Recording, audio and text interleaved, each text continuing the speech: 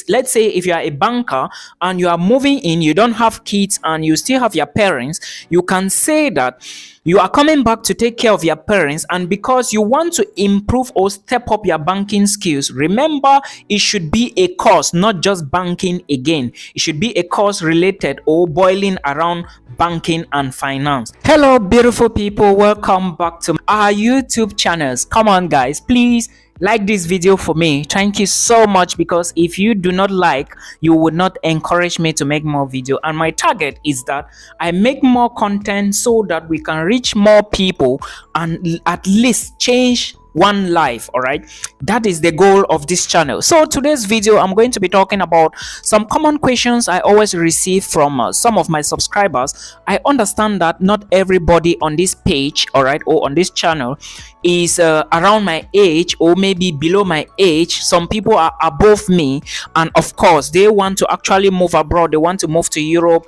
Canada, USA, maybe Netherlands, Germany. So I will be answering this question. If you are above 30 years of age and you want to study in Canada, let's say you are 35, you are 40, you are 42, 43, 45. Recently someone was talking to me and she told me she is 50. I hope she is going to watch this video. Again, it's very possible, all right, there are chances that your visa may be rejected, but it's very possible for you to study in Canada if you are between 30 to 50 years of age. All right, so keep watching this video. Now, one of the reasons people within the ages of 30 to 50 get rejected to study abroad is what is related to career change. Sorry guys, there is something we call career change. Let's assume that you are already 45 years or maybe 40 to 45 years and you have been working as maybe a chef.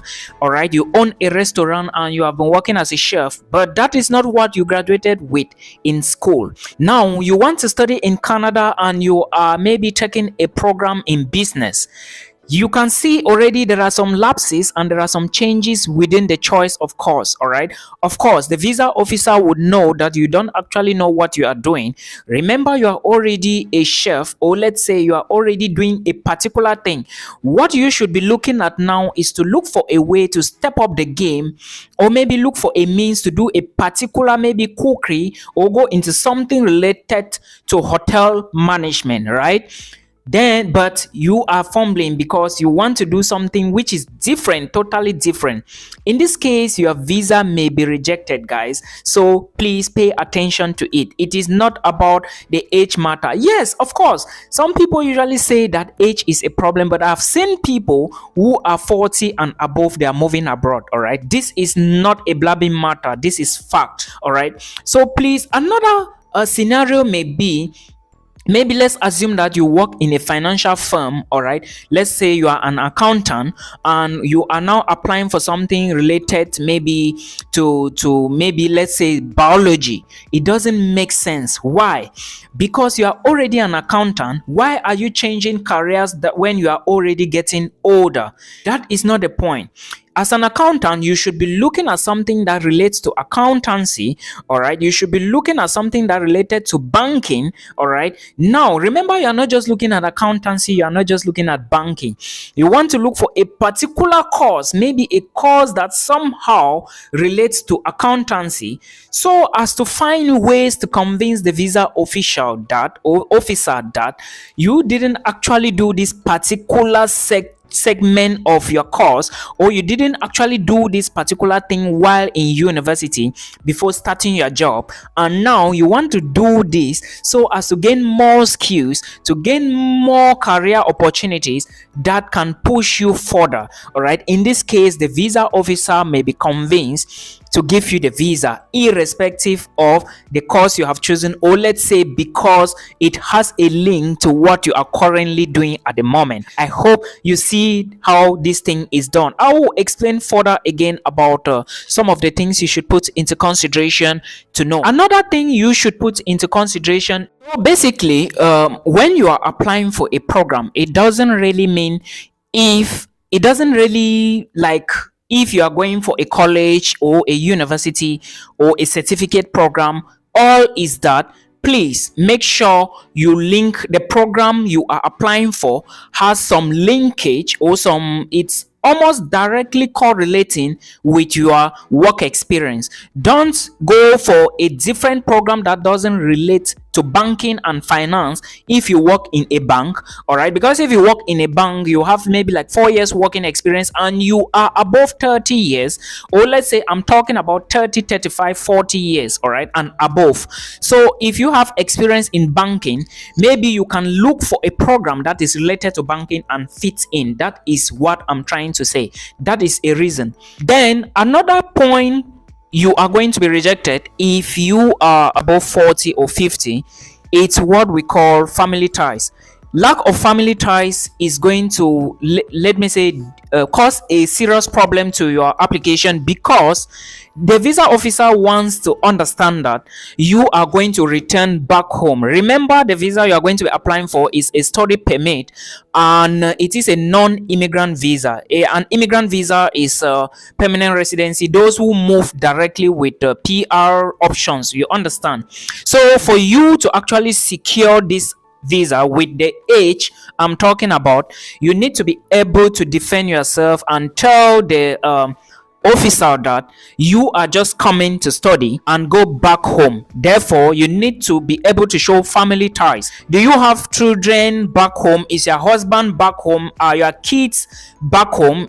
Are your parents back home? Do you have properties? All right, do you have properties that you can show for? Do you have houses, lands, and everything? Do you have a company? Do you have a business? These are some of the things you should put into consideration when you are above 40 years, at least 35, 40, 50 years of age. It's very, very important to note this. All right, very important. So please do not forget. Another reason you could be rejected if you are above this age I'm talking about is, Milton, what if I'm 35, I'm 40, I'm 45, and I'm single? What do I show? I do not have parents, or maybe I do not have a child. Now, in this case, you can relate back to anything or anybody that you are taking care of.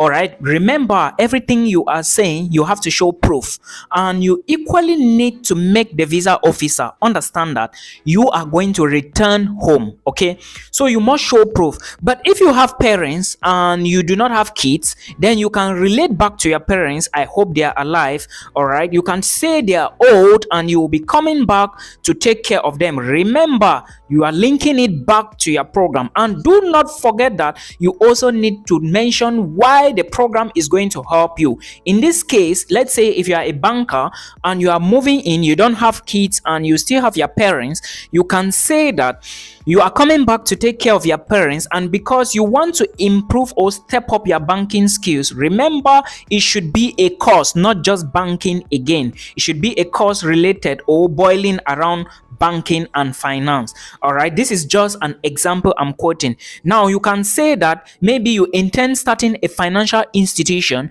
or maybe you want to start up some certain projects within your bank or your financial institution or where you work. It's going to help you. Now, in the case if you are in Dubai, because people from Dubai, I've been getting a lot of complaints and a lot of refusals from my subscribers. They are saying that most of them are getting refused. Yes, this is the reason. Most of you people in Dubai, remember, you are under work contracts, and when you are applying from Dubai, you really need to convince them and show them proof and reasons that you are going to return back home. Now, in most cases, I would say that if you are in Dubai, you can come up with something like, I just want to study this course. Let's say you are working in a hotel or you are in the tourism sector, and you have been working there for maybe 2-3 years. All right, remember, you graduated in school with mathematics. Now you are in Dubai for over 2 years and 3 years or 4 years, and you have working experience in a hotel or hotel management or tourism sector.